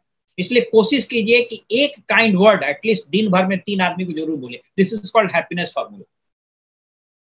इसलिए कहता है कि there is always more joy in giving rather than receiving. देने से ज्यादा खुशी मिलती है बनिस्बत लेने से। एक बहुत शानदार किताब है, उस किताब का नाम है मिरेकल ऑफ टीथिंग। मिरेकल का मतलब होता है चमत्कार, दान का चमत्कार। टीथिंग का मतलब होता है दान, TITHING, टीथिंग। देखते हैं इंटरनेट कनेक्ट करते हैं, टीथरिंग होता है, मतलब आप उसका इंटरनेट का स्पीड दूसरे को देते हैं। सो मिरेकल ऑफ टीथिंग एक किताब है। इस किताब के लेखक हैं मार्क विक्टर हैंसन, और ये कहते हैं कि कोई व्यक्ति अगर 10% दुनिया को देता है, किसी को देता है, उसके बदले में उसको 90% रिटर्न मिलता है। वो चाहे धन हो, चाहे खुशी हो, चाहे प्रेम हो, चाहे विश्वास हो, चाहे जो कुछ हो। इसकी कितनी चर्चा कीजिएगा। क्रिश्चियनिटी में जीसस क्राइस्ट के बाद जो सबसे बड़े संत हुए उनका नाम है सेंट पॉल। आप बहुत जगह स्कूल देखते होंगे सेंट पॉल स्कूल। तो सेंट पॉल जो हैं वो क्रिश्चियनिटी में जीसस क्राइस्ट के बाद सबसे बड़े संत हुए। उन्होंने एक सिद्धांत दिया है, उस सिद्धांत का नाम है eternal law of sowing and reaping, बोने और काटने का सिद्धांत। यह सिद्धांत कहता है कि जो आप बोइएगा वही काटिएगा। ना हम लोग के हिंदू धर्म में कहता है ना, रोपे बिजुआ नीम का आम कहां से। अगर आपने नीम का पेड़ रोपा है तो उससे आम का तो फल कभी निकलेगा ही नहीं। सोइंग एंड रिपिंग का मतलब है कि इस बिजनेस के अंदर अगर आप समझिएगा तो आप प्लान दिखाए हैं तो रिजल्ट आएगा ही आएगा। कोई आदमी ये कह रहा हो कि साहब हम प्लान दिखा रहे हैं, नहीं ज्वाइनिंग हो रही है, सर हम ग्रो नहीं कर रहे हैं, हम तो बहुत काम कर रहे हैं, तो वो गलत है, क्योंकि ये उस सिद्धांत के विपरीत है। शाश्वत सिद्धांत है। सेंट पॉल का जो सिद्धांत उसका नाम है बोने और काटने का शाश्वत सिद्धांत। और वो सिद्धांत कहता है कि जो आप रोपिएगा वो काटिएगा। इसका मतलब आप रोपिएगा तो पक्का काटिएगा। सभी धर्मों में इसकी चर्चा है।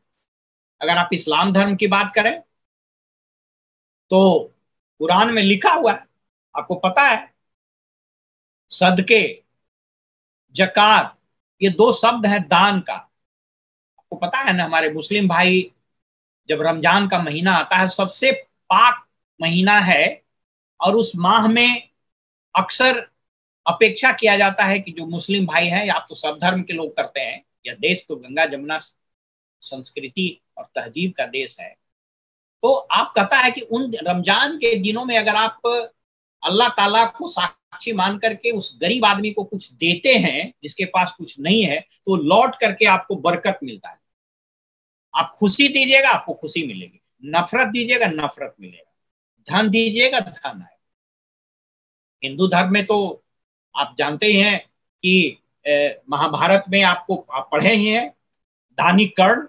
कर्ण वह व्यक्ति जिसने दान में अपना कवच कुंडल ही दान कर दिया, और वो मरने के बाद उस व्यक्ति को वो स्थान मिला जिसकी जिसकी कल्पना नहीं की जा सकती। और कहा जाता है कि अर्जुन से बड़े धनुर्धर वो हुए साहब, अर्जुन से बड़े धनुर्धर हुए, और इतिहास में उनका नाम दर्ज हुआ। तो इस बिजनेस के कॉन्टेक्स्ट में भी आप कोशिश करें, कहता है कि लॉ ऑफ टीथिंग, देने का सिद्धांत। तो जो प्रशंसा आप कर रहे हैं ना, यह भी उसको देना ही हुआ। काइंड वर्ड्स उसको बोल रहे हैं, यह भी देना हुआ। कोई बीमार है, उसके यहाँ गए और आप कहे कि आप बहुत जल्दी ठीक हो जाइएगा, आप जल्दी से स्वस्थ हो जाइएगा, ईश्वर अल्लाह वाहे गुरु आपको जल्दी से ठीक कर देंगे, यह भी देना हुआ। This is also a kind of praise. अब इसी में आइए आलोचना।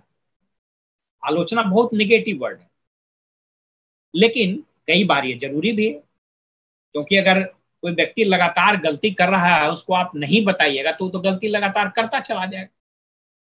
तो आलोचना के भी कुछ इंग्रेडिएंट्स हैं। कहता है कि प्रशंसा हमेशा पब्लिकली करिए, लेकिन आलोचना हमेशा अकेले में करिए। डोंट क्रिटिसाइज इन पब्लिक, कभी भी पब्लिक में क्रिटिसाइज नहीं कीजिए। होम मीटिंग चल रहा है, बोल दिए भाई फलाने नहीं दिखाना, क्या डेमो कर दियो बुरबा के तौर, डेमो नहीं करने आता, हटो तरह से नहीं होता है, तरह तो बातें नहीं करने आता है, क्या जाकिर जी आपको तो डेमो नहीं दिखाएगा, गड़बड़ा दिए, क्या अभिषेक जी आप तो ठीक से नहीं रखे। Don't do that. अगर कहीं मिस्टेक हुआ तो मीटिंग के बाद अकेले में बोलना है और हमेशा प्यार से बोलना है। क्रिटिसाइज का दूसरा है, उसको कोऑर्डिनेट करना है, डिमांड नहीं करना है। अच्छा ये ऐसे कर दिया, इसको अगर हम लोग ऐसे करिएगा ना तो और ज्यादा अच्छा रिजल्ट है। जैसे आप हल्दी से दिखा रहे हैं ना, इसमें पहले फेनोप्थेलिन डाल दीजिएगा तो और अच्छा आपका। और ये जो बोर्ड आप इधर लगाए हैं, ये बोर्ड अगर दरवाजे के अपोजिट साइड में लगाइएगा ना तो और अच्छा होगा, डिस्टर्बेंस आपको कम होगा। ये आलोचना ही है, लेकिन यह आलोचना अलग तरीके का। तो आलोचना क्या करना है, आलोचना हमेशा कंस्ट्रक्टिव करिए, और दूसरा अकेले में करिए, पब्लिक में नहीं करिए। और एक गलती के लिए एक ही बार आलोचना, ये ना कि मालूम हुआ एक बार बेचारा कभी वो डेमो कर रहा था तो ग्लिस्टर में एसिड नहीं डाल करके वो फिनोप्थेलिन डाल, गलती हो गया। अब जब आप मिल रहे हैं भाई आप तो जो है ग्लिस्टर में फिनोप्थेलिन डाल दिए, उस पर इतना गड़बड़ा दिया, इतना बढ़िया मीटिंग हो रहा था, आप सब चौपट कर दिए। अब वो एक साल उसको वही पतवा बोल, अरे भैया एक मेरी गलती क्या था देख के मेरी में बोलिएगा। So one criticism for one mistake, and last but not the least, आलोचना जो है वो खत्म करिए हमेशा फ्रेंडली नोट पर। आलोचना का अंत ऐसे में नहीं हो कि जहां कटुता हो जाए। आलोचना का समापन हमेशा फ्रेंडली नोट में होना चाहिए। और तीसरा जो अवयव है वो है थैंक्स, कृतज्ञता का, धन्यवाद देने का। ये सारा चीज मैं अभी आपसे 7वें प्रिंसिपल पर ही बात कर रहा था, praise, criticism and thanks. Praise के बारे में बताए, क्रिटिसाइज यानी आलोचना के बारे में बताए, अब थैंक्स के बारे में बात करते हैं। थैंक्स का भी वही सिद्धांत है, बी सिंसियर। धन्यवाद देने में कभी कंजूसी नहीं करिए।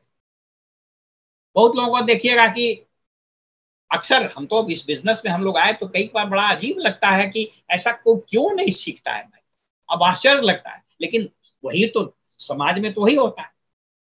आप सोच करके देखिए कि जो लोग इस तरीके से नहीं है, किसी को धन्यवाद देते हैं, अरे भाई हम मान लीजिए पैसा देकर कहीं टिकट कटाए और वो हमको टिकट दे दिया तो उसको थैंक्स बोले क्या देगा।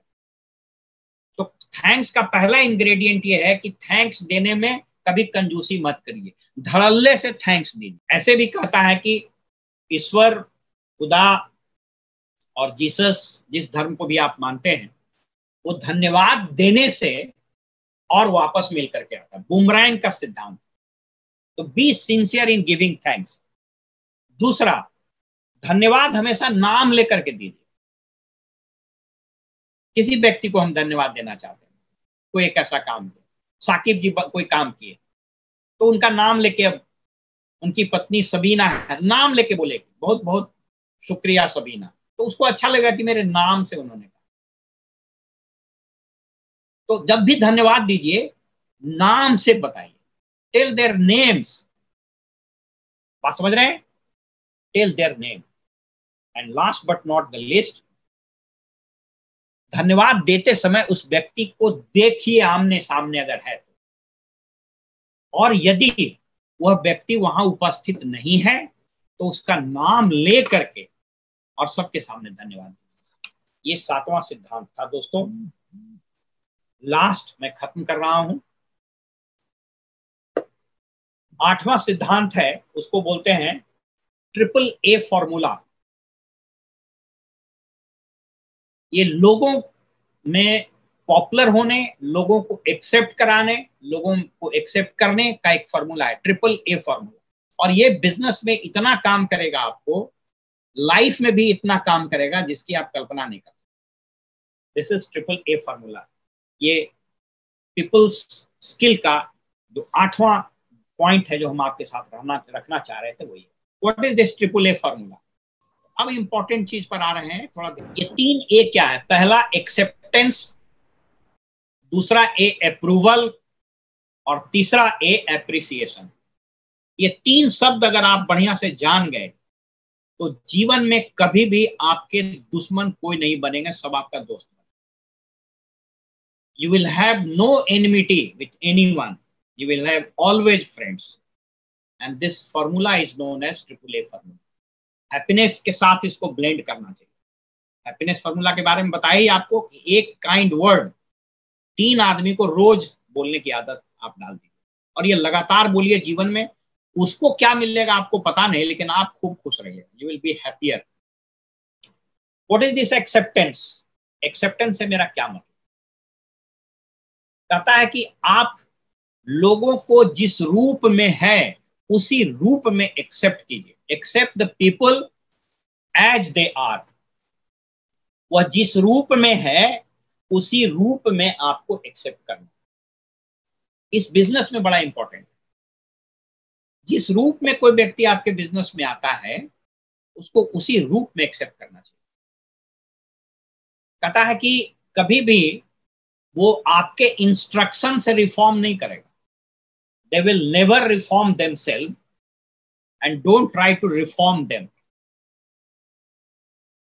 कोई व्यक्ति जिस रूप में आया उसी को स्वीकार करना और आप जिस रूप में हैं अपने आप को वो स्वीकार करना, ये बहुत महत्वपूर्ण बात है। आपको एक एग्जांपल बताते हैं, जस्ट वेरी इंपॉर्टेंट। ये एक्सेप्टेंस दोनों तरफ से होता है। अपने आप को एक्सेप्ट करना जिस रूप में आप हैं और लोगों को एक्सेप्ट करना जिस रूप में वो है। इसको थोड़ा समझ लीजिए। आपको एक एग्जांपल देते हैं। कोई एक व्यक्ति मान लीजिए कोई हम्बल नौकरी कर रहा है, आप अन्यथा नहीं लीजिएगा। मान लीजिए वो प्यून है, क्लास 4 एम्प्लॉय, ठीक है। अब वो कहीं गया और उससे पूछा कि अच्छा हाँ बताइए आप क्या करते हैं।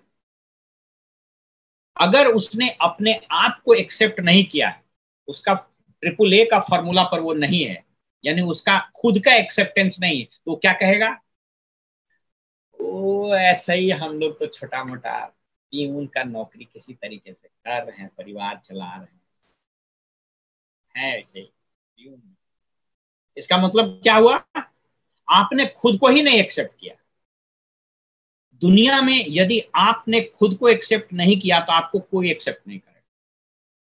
No one on the face of this earth can insult you without your permission. लेकिन आप खुद को जिस दिन इंसल्ट कर लीजिएगा, दुनिया आपको तुरंत इंसल्ट कर देगी। आपने यहां क्या किया? आपने अपने आप को इंसल्ट कर दिया, ये बता के कि हम बहुत छोटा नौकरी कर। कभी ये नहीं करना। आप क्या कर रहे हैं साहब? ओ साहब ऐसा ही कुछ जमीन उमीन का काम। जिस काम से आपका घर चलता है वो सर्वश्रेष्ठ काम। एक चुटकुला सुनाते हैं, लगता है शायद हम सुरेंद्र शर्मा का सुने थे, बड़ा अच्छा हमको लगा। एक आदमी से पूछा कि भाई क्या करते हो? कहा कि मेरा टिम्बर का बिजनेस है। कहा कि टिम्बर का बिजनेस है, कहाँ? बोला दिल्ली में। बोला दिल्ली में टिम्बर का बिजनेस कहाँ है? बोला कनॉट प्लेस में। और चौंका, बोला कनॉट प्लेस में कहाँ टिम्बर का बिजनेस है? बोला रीगल सिनेमा के पास। बोला वहां तो टिम्बर का कुछ नहीं। बोला दत्तवन का दुकान है मेरा, दत्तवन भी तो टिम्बरे है। अब देखिए एक्सेप्टेंस का इससे बड़ा फॉर्मूला क्या हो सकता है? वो खुद को एक्सेप्ट कर रहा है। जिस चीज से आपका, जिस प्रोफेशन से आपका घर चल रहा है वो सर्वश्रेष्ठ है। इस बिजनेस के बारे में बात की। कोई आदमी आया आपके घर में, एमवे का प्रोडक्ट रखा हुआ है। अगर आपने इस बिजनेस का एक्सेप्टेंस नहीं किया है तो कैसे रिएक्ट कीजिएगा, और अगर किया है तो कैसे रिएक्ट कीजिए, रिस्पॉन्ड कीजिएगा। सो सुन लीजिए। कोई आदमी आया, देखा हुआ न्यूक्लाइड डेली रखा हुआ, नारियल तेल रखा हुआ है, सलमन ओमेगा रखा हुआ है, एलओसी रखा, पूछा एमवे बिजनेस करते हैं क्या? नहीं, ऐसे ही वाइफ कुछ करते रहती है, सही रखा हुआ है, छोटा मोटा ऐसी करती है, ऐसा कुछ नहीं। आपने इतने बड़े बिजनेस को जब स्वयं नहीं एक्सेप्ट किया तो आपके इस बिजनेस प्रस्ताव को दूसरा आदमी काहे को एक्सेप्ट करे? मेरी बात समझ रहे हैं ना? एक्सेप्टेंस का ये मतलब उसको खूब रिलीजियसली और जेन्युइनली क्या कर रहे हैं साहब आप? तो हमारा रियल एस्टेट का काम, हाँ ये उसमें बहुत उसको बढ़ा चढ़ा के भी नहीं बोलना। मैंने वैसा नहीं, हम किसी ऑफिस में क्लरिकल ग्रेड में तो कोई जी बहुत अच्छा है, हम उस ऑफिस में, हमको याद है रत्नेश जी हमेशा अपने इंट्रोडक्शन में बड़ा बोल्डली बोलते हैं। रत्नेश जी अगर सुन रहे होंगे, बोलते हैं मेरा नाम रत्नेश कुमार है और हम जीपीएफ ऑफिस में head clerk, and he speaks like, Abhishek ji हमेशा बात करते हैं कि मैं सोनो में राजस्व विभाग में कर्मचारी हूं। आप जहां भी हैं, acceptance first, accept yourself as you are और accept people as they are. जैसे प्लान दिखाने आए, आप क्या करते हैं, तो हम शिक्षा विभाग में अभी क्लास 4 एम्प्लॉय, अब आप मुंह बिचका लिए, क्या करें, आपने उसको एक्सेप्ट ही नहीं किया। अरे उसको अपने डीओ से ज्यादा उसका इन्फ्लुएंस था, वो डीओ से बड़ा बिजनेस करने वाला था, लेकिन उसको उस रूप में आपने नहीं accept. So this is formula number 1, acceptance.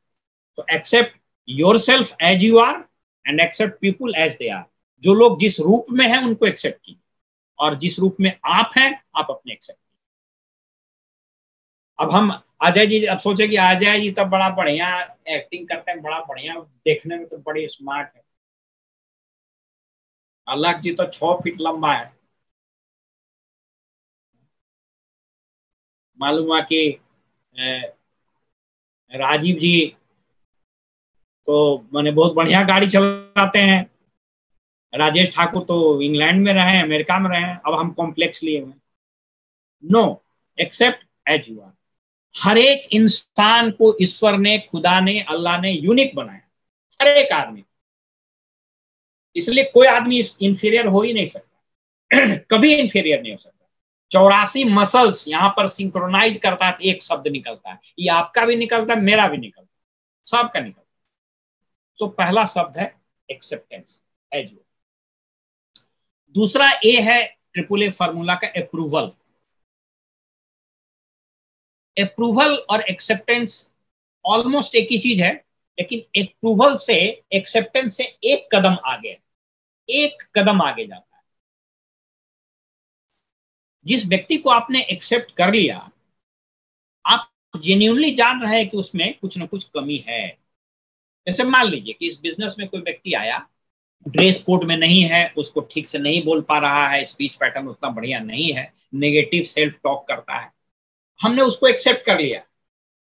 दूसरा, उसको अप्रूव भी करेंगे कि ये सब कुछ ठीक है, तुम अपने इसी गुण के साथ ही बिजनेस कर सकते हो भैया, लेकिन इसमें धीरे धीरे हम लोग प्रगति करेंगे, धीरे धीरे हम लोग इसमें सुधार करेंगे। अप्रूवल, बात समझ रहे हैं? You are adding some values in somebody's life is called approval. आप उसको एक्सेप्ट कर लिए हैं, लेकिन धीरे धीरे उससे मित्रता, दोस्ती, प्रेम भाव से, हल्के से, जैसे अभी आलोचना के बारे में बताए ना, आलोचना से बताना, अच्छा ये कर रहे हैं ना, ऐसा चप्पल पहन रहे, ठीक है, कोई दिक्कत नहीं, बढ़िया है, बहुत बढ़िया, बहुत अच्छा भी लग रहा है, लेकिन अगर हम लोग थोड़ा जूता पहन ले तो और अच्छा लगेगा। नहीं, आप थोड़ा लाल रंग का शर्ट पहन के आए, ठीक है, ये भी बहुत अच्छा है, लेकिन अगर हम लोग उजला पहन के आए ना तो और अच्छा लगेगा। This is called approval. And third is appreciation. Appreciation के बारे में, प्रशंसा के बारे में बता दिया हूं। इसके एक दो चीज है जिसको जानना चाहिए। एप्रिसिएशन का एक दो इंग्रेडिएंट है। कभी भी किसी व्यक्ति को इंतजार नहीं कराना चाहिए। Don't keep people in waiting. अभी देखिए, अजय जी ने 8:07:55 से लॉग इन कर दिया और कहा 8 बजे शार्प डॉक्टर नमिता सुमन आ जाएंगे स्क्रीन पर, वो आ गई। It is considered not good, discourteous in keep people waiting. लोगों को इंतजार कराना अच्छी बात नहीं होती, ऐसा नहीं कराना चाहिए। इसका मतलब आप उसको अप्रिशिएट नहीं कर रहे। आप सोच करके देखिए ना, अभी जैसे लगभग 250 लोग जुड़े हुए हैं इस मीटिंग में, और अगर ये 2 घंटा मीटिंग चली तो 250 गुने 2 घंटा कितना हुआ? 500 घंटा हुआ। तो ये 500 घंटा को बर्बाद करने का अधिकार न तो हमको है, न तो आप में से किसी व्यक्ति को है, न तो अजय जी को है, न तो मंटू को है, न तो राजीव को, न प्रदीप को है, न अलग जी को है, न पूनम जी को है, न सतीश को है, न जाकिर जी को है, न राज, किसी को, नोबडी एल्स, न प्राणवेश जी को, किसी को नहीं। तो इसका 2 चीज होना चाहिए। नंबर 1, कि अगर 8 बजे से मीटिंग कहा गया है तो just start the meeting at 8 o'clock। Punctuality, ये अप्रिसिएशन है। मैं आपको अप्रिशिएट कर रहा हूं, I am appreciating your presence. आप हमारे इनविटेशन पर यहां उपस्थित हुए हैं, मैं आपको अप्रिशिएट कर रहा हूं। अगर मैं आपको आधा घंटा के बाद शुरू किया, इसका मतलब हमने आपको अप्रिशिएट नहीं किया, आपका टाइम का कोई वैल्यू है नहीं है, ऐसे ही आके बैठ गए, ठीक है हम आएंगे। हाँ, जब तक कोई बहुत जेन्युइन रीजन नहीं हो, अब अचानक नेट डिस्कनेक्ट हो गया, कोई लाइन चली गई, तो वो अलग चीज है। लेकिन generally don't keep people in waiting, कभी भी लोगों का इंतजार नहीं कराना चाहिए। दूसरा, अगर किसी व्यक्ति को आप नहीं देख पा रहे हैं और उसको अप्रिशिएट करना है तो उसका नाम लेकर के करना चाहिए। आप देखते हैं ना ओपन मीटिंग में क्या होता है। ओपन मीटिंग में हम लोग समस्तीपुर में कर रहे हैं, कोई एमरल्ड नहीं है, लेकिन फिर भी कहते हैं कि यहाँ जितने एमरल्ड है खड़े हो जाइए, जबकि हम जान रहे हैं कोई नहीं है। फिर हम लोग क्या कहते हैं, ऑफ कोर्स उन सभी एमरल्ड्स के लिए ताली बजाई, वो कहीं ना कहीं प्लान दिखा रहे हैं। This is what is appreciating, हम लोग अप्रिशिएट कर रहे हैं। ये तीसरा ए है, अप्रिशिएट, और लोगों को धन्यवाद देना और हर एक व्यक्ति को स्पेशल ट्रीट करना। आप देखते हैं प्रियंबद जी से जब कभी भी आप मिलिएगा और जब प्रियंबद जी बात करेंगे तो लगेगा कि आपसे प्रिय तो कोई है ही नहीं है, बाकी कोई है ही नहीं, बाकी सब ऐसी है, आप सबसे इंपॉर्टेंट है। ये कला है अप्रिसिएशन, ये कला आपको सीखना है। जिस कहता है, अंग्रेजी में कहावत है, the person to whom you are talking with is the most important person. जिस व्यक्ति से अभी आप बात कर रहे हैं वह व्यक्ति आपके लिए सबसे महत्वपूर्ण है। अभी मैं आपसे बात कर रहा हूं, आप लोग सबसे महत्वपूर्ण व्यक्ति है। अगर मैं प्रभु राम जी के साथ बैठ करके उनके प्लानिंग कर रहा हूं, अगर श्वेता के साथ बात कर रहा हूं तो श्वेता के लिए इंपॉर्टेंट है। अलग जी के यहाँ बैठे, अलग जी महेश बाबू के पास बैठे, आस्तिक जी के पास बैठे, अमित जी के पास बैठे, they are the most important. अगर अंजनी झार चंदा झा के साथ बैठे, they are the most important. अगर सुरेंद्र जी के साथ बैठे, they are the most important. Nirbhay के साथ काम किए, they are most important. Satish के पास जब बैठे तो बाकी सब भूल गए, सतीश मेरे लिए सबसे इंपॉर्टेंट। दयानंद जी के साथ बैठे तो दयानंद जी सर, सुरेंद्र राय जी के पास वो बैठे, सबसे इंपॉर्टेंट। तो दिस इज कॉल्ड एप्रिसिएशन, कि उस व्यक्ति को महत्व का एहसास दिलाना कि आप मेरे लिए सबसे महत्वपूर्ण। This is triple a formula, इसको याद रखिए। एक्सेप्टेंस, जिस रूप में है उसको स्वीकार कीजिए, आप जिस रूप में है अपने आप को स्वीकार कीजिए। दूसरा अप्रूवल, उस जैसे भी आया है उसको ले आइए, लेकिन धीरे धीरे उसको रिफॉर्म कीजिए। एंड थर्ड, लोगों को अप्रिशिएट करना, लोगों को अप्रिशिएट करना, उसकी प्रशंसा करना, उसके महत्व को बताना, ये चीज। ये कुछ 7 पीपल स्किल के सिद्धांत थे जिसकी चर्चा मैंने आपसे की। दोस्तों, करीब 10 बजने वाले हैं, मैं अपनी बात को रैप अप कर दूंगा। मैं फिर से वही बात आपसे कहूंगा, हम लोग सभी लोग ईश्वर के संतान। वो ईश्वर राम हो सकते हैं, वो ईश्वर रहीम हो सकते हैं, वो ईश्वर वाहे गुरु हो सकते हैं, वो ईश्वर जीसस हो सकते हैं। परम पिता परमेश्वर के हम संतान हैं, और परम पिता परमेश्वर ने इस जीवन में, इस धरती पर कई सिद्धांत प्रतिपादित किए, और उसमें एक सिद्धांत का नाम है लाइफ प्रिंसिपल। हमने एक बार चर्चा भी की, life principal. What is this life principal? इस लाइफ प्रिंसिपल के कई एक सिद्धांत है, जिसमें एक सिद्धांत है प्रचुरता का सिद्धांत, प्रिंसिपल ऑफ एबंडेंस, और एक है law of electricity, law of attraction का सिद्धांत। इस पर आज हम 2 मिनट बात करें। एक सर्वे बताता है, आपको जान करके आश्चर्य होगा। देखिए, याद रखिए कि खुदा कभी भी किसी को भूखा नहीं सुलाना चाहता। भगवान भूखा पैदा करता है लेकिन पैदा सुलाता नहीं।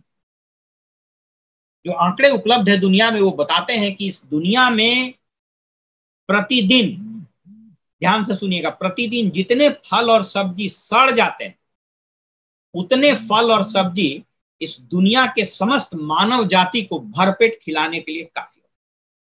तो फिर आप कैसे कहिएगा कि भगवान किसी को नाखुश देखना चाहता है, भगवान किसी को भूखा देखना चाहता है? फिर आप कैसे कहिएगा कि खुदा ने हमको भूखा रख दिया? फिर आप कैसे कहते हैं कि अल्लाह ने हमको मुसीबत में डाल दिया? प्रचुरता का सिद्धांत ये बताता है कि इस धरती पर कभी भी किसी व्यक्ति के लिए धन की, अन्न की और अवसर की कमी नहीं होने देगा। इस धरती पर न तो धन का, न तो अन्न का, भोजन का, और न ही अवसर का कोई कमी नहीं हो, कभी नहीं हो। इसलिए आप कभी भी इस मुगालते में नहीं रहिए। आप देखिए ना भाई, प्रचुरता का क्या सिद्धांत है। हम लोग पहले मीटिंग करते थे, ओपन मीटिंग खोज रहे हैं, हॉल पैसा दिए, आदमी बुलाए, कुर्सी पर बैठा है, ओपन मीटिंग किए, बेस मीटिंग किए। अब अचानक से वो चुनौती हुई, भगवान ने दूसरी अपॉर्चुनिटी दी ना आपको। तो अगर ये प्रचुरता नहीं होता तो ये क्यों आता? ये जूम हो, चाहे जियो हो, चाहे व्हाट्सएप हो, चाहे यूट्यूब हो, ये क्या है? ये प्रचुरता का सिद्धांत। ईश्वर इस धरती पर कभी भी, याद रखिए, धन का, अन्न का और अवसर का कमी नहीं होने देगा। ये प्रचुरता का सिद्धांत। इसका मतलब आप कभी इस चक्कर में नहीं रहिए कि देखिए ना, उसको तो वो ज्वाइन करा दिया, वो तो वो हमारे साथ रहता तो बहुत हो जाता, आप तो भागलपुर में सब ज्वाइन कर लिया। डोंट एवर डू दैट कभी भी। आप कितना बढ़िया प्रियंबल जी बोलते हैं कि एक तारा टूटने से अंबर कभी रोता नहीं है। कभी जो चला गया उस पर बहुत आंसू बहाने की जरूरत नहीं है, उसको शोक बनाने की जरूरत नहीं। आदमी की कमी है जी, अवसर की कमी है। सर देखिए ना, वो हमारे साथ था, वो तो उन्होंने ज्वाइन कर लिया, ठीक है जाए, हालांकि वो नहीं करना है। जो उस कार्डिनल रूल्स है, खैर उसकी भी चर्चा हम नहीं कर रहे हैं। लेकिन ये भ्रम क्यों होता है? इसलिए होता है कि अब तो आदमी नहीं है मेरे पास, आदमी की कमी है। 130 करोड़ का आबादी, तो भगवान ने हर एक चीज की एक प्रचुरता दिया है। अपने मस्तिष्क को तो खोलिए। तो this is called law of abundance. And what is this law of attraction and law of electricity? इसकी चर्चा मैंने कई बार की कि मित्रों, इस ब्रह्मांड में अथाह और असीम शक्तियां प्रवाहित होते रहती। इस यूनिवर्स में इमेंस पावर ट्रांसमिट होते रहता है, जिसको हम लोग यूनिवर्सल स्पिरिचुअल माइंड बोलते हैं। ठीक उसी प्रकार जैसे 11,000 वोल्ट चल रहा है, और उस 11,000 वोल्ट के कारण आपके घर में अचानक से और अपने आप बिजली नहीं आ जाएगी, आपको उसमें तार जोड़ना पड़ेगा। तो आपका जो इंडिविजुअल माइंड है, उस इंडिविजुअल माइंड को कनेक्ट करना पड़ेगा यूनिवर्सल माइंड से। ज्यों ही आप उस यूनिवर्सल माइंड से अपने आप को कनेक्ट कीजिएगा, आप में भी असीम ऊर्जा, अथाह शक्ति आ जाएगी। ऐसा क्या हो गया था कि गांधी जी बगैर किसी हथियार के देश को आजाद करा दिए? वो अथाह शक्ति कैसे आ गई? ऐसा क्या हुआ कि जीसस को कील ठोक दिया और तब भी वो नहीं झुका? ऐसा क्या हुआ कि आप इस्लाम धर्म में पढ़िए ना, उसके अपने ही लोगों ने रेत दिया, गला काट दिया उसके नवासे का, फिर भी वो दर्द सा। वो असीम शक्ति आती कहां से? वो असीम शक्ति उसी यूनिवर्सल माइंड से आती है, उसमें आपको कनेक्ट करना पड़ेगा। और वो कहता है सिद्धांत कि जो आप बोलिए, ये जो ब्रेन है ना, 1,80,000 करोड़ सेल्स इसमें जो ही विचार दीजिएगा, इस सेल्स जो है एक्टिविटी करना शुरू कर देगा। अगर आप नेगेटिव दीजिएगा तो नेगेटिव करेगा, पॉजिटिव दीजिएगा तो पॉजिटिव। आप जो सोचिएगा, इसीलिए प्रचुरता के सिद्धांत के बारे में, और आप कहना शुरू कीजिए, जो आप कहिएगा वही होगा। किसी दिन इस पर भी हम बात करेंगे, पावर ऑफ सबकॉन्शियस माइंड पर कभी बात हो सकती है, तो उस पर भी हम लोग कभी किसी दिन टॉपिक करेंगे। लेकिन अब वक्त निकल गया, समय हो गया।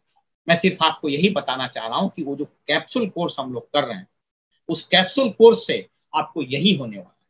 आप यकीन कीजिए, जो लोग कर रहे हैं वो फील कर रहे हैं। आप उस यूनिवर्सल माइंड से कनेक्ट हो जाइएगा दोस्तों। और ये जो डायमंड शिप है ना, यह जब यहाँ प्रोग्रामिंग हो जाएगी ना, ये 1,80,000 करोड़ सेल्स में बार बार जब ये जाएगा कि 4 साल में हम भी डायमंड हो रहे हैं, डायमंड हो रहे हैं, डायमंड हो रहे हैं, डायमंड हो रहे हैं, तो ये सेल वैसे ही काम करने लगेगा। और जब वो काम करने लगेगा तो रिजल्ट। इसीलिए कहता है कि success is 85% attitude and 15% aptitude. 85% ये सोचने से होता है भाई। लेकिन कहता है ना कि the biggest tragedy of this world is not that people fail, but the biggest tragedy is that the people who fail are the most intelligent person. जो ज्यादा काबिल हो जाता है, उसको लगता है कैसे होगा सोचने से। इसलिए डॉक्टर ब्राइज की सीडी सुनिए ना, क्यों डॉक्टर ब्राइज क्राउन है, कुछ नहीं बात करते हैं, सिर्फ इसी की बात करते हैं। ऊपर वाला, खुदा, ईश्वर, स्पिरिचुअल माइंड, उसी की बात करते हैं। और आखिरी ताकत इसी में है भाई। मैं आप सबों के दिमाग में यही बात डालने जा रहा हूं, मैं डालना चाह रहा हूं कि आप में अथाह ऊर्जा है, आप में असीम शक्ति है, आप वो सब कुछ कर सकते हैं जो दुनिया में किया है। लेकिन इस इंडिविजुअल माइंड को उस यूनिवर्सल माइंड से कनेक्ट करना पड़ेगा, और उसी कनेक्शन का नाम है उस कैप्सूल कोर्स। दोस्तों, आज जितनी बातें हुई हैं, मैं चाहूंगा कि आप लोग अपने ग्रुप में, क्योंकि एक सिद्धांत कहता है, वो बड़ा इंपॉर्टेंट है, उसको अगर आप लिखना चाहिएगा, बड़ा मजेदार है। हम तो आज पढ़ रहे थे तो बड़ा एक्साइटेड हुए। कहता है कि अगर खाली कहिएगा तो 3 घंटा के बाद 70% याद रहेगा और 3 दिन के बाद 10% याद रहेगा। लेकिन खाली दिखाइएगा तो 3 घंटा में 72% याद रहेगा, 3 दिन में 20% याद रहेगा। लेकिन अगर बोलिएगा, लिखिएगा, दिखाइएगा तो 30 दिन के बाद भी 65% याद रहेगा। इसलिए पहला काम इसको लिखिए, और दूसरा ग्रुप में इसके कुछ मैसेजेस को डालिए कि हमने हर एक आदमी, जितने लोग आज अटेंड कर रहे हैं, मैंने जो कहा है अपने व्हाट्सएप ग्रुप में, उसको उसका जिस्ट बना करके टाइप करके पोस्ट कीजिए कि क्या चीज आपको अच्छा लगा, क्या आपने आज सीखा, क्या आप करना चाह रहे हैं। तो मित्रों, यही कह के मैं अपनी बात खत्म करता हूं। मैं पुनः आप सब लोगों को यही संदेश दूंगा कि आने वाला 20-21 जो फिस्कल ईयर है, सितंबर से शुरू होगा, उस सब में आप सब लोग अपने पिंस को, अपने बिजनेस को चेंज करें। ये जो 40-45 दिन आपके पास बचा हुआ है, ये 40-45 दिन को आप एकदम कर्मयोगी की तरह, योद्धा की तरह, यज्ञ की तरह अपने आप को समर्पित करें। हम आपके साथ हैं, सिस्टम साथ है, आपका अपलाइन, आपका मेंटर, आपका वर्किंग अपलाइन, सब आपके साथ, आपका अपलाइन, डाउनलाइन, पूरी ऑर्गेनाइजेशन आपके साथ। सिर्फ एक निर्णय लेना है, उस कैप्सूल कोर्स को शिद्दत से करना है। 2 बार करिए, सब करिए, और ये दिमाग में रखिए कि भैया हमको 31 अक्टूबर तक 6 लेख से 25 से 30 आदमी को क्वालिफाई कराना है। मैंने एक बार कहा था कि तुम मुझे खून दो, मैं तुम्हें आजादी दूंगा। आप मुझको 25 से 30 आदमी 6 लेख से 31 अक्टूबर तक दीजिए। 4 साल में आपकी डायमंडशिप होगी। ईश्वर हमारे साथ है, खुदा हमारे साथ है, ईश्वर हमारे साथ है, आप सब साथ, आप सब लोग डायमंड। 4 साल पूरी ताकत, तन, मन, धन, पाक साफ मन से इन सिद्धांतों को पालन करते हुए अच्छे मन से लग जाइए, सारी चीजें बदल जाएंगी। दोस्तों, wish you all the best. आज आपसे बात करके बहुत अच्छा लगा। ईश्वर आपको आशीष दे, ईश्वर आपको सफलता दे, और वो तमाम चीज आपको मिले जिसके आप हकदार हैं और जो आपने प्रार्थना की। आज रात में सोने से पहले आप लोग सब लोग इबादत करें उस ऊपर वाले परवरदिगार, परमात्मा, भगवान, ईश्वर से। हे ईश्वर, हमारे यहाँ ये गोल है, हमारा ये लक्ष्य है, मैं यह प्राप्त करना चाहता हूँ, रास्ता आप दिखाएं, मेहनत करने के लिए। आप यकीन मानिए, आज रात में ही प्रभु, आज रात में ही ईश्वर आपको दर्शन देंगे। आज रात में ही खुदा आपके सपनों में आएंगे और आपको बताएंगे कि तुमको ये काम करना है, तुमको ये काम करना है, और तुम्हारा हो रहा है। आप लोग सब लोग डायमंड जा रहे हैं, आप लोग सब लोग खुशहाल होने वाले। Thank you so much. God bless you. With this, we say goodbye. Subh Ratri. Allah Hafiz. Thank you so much.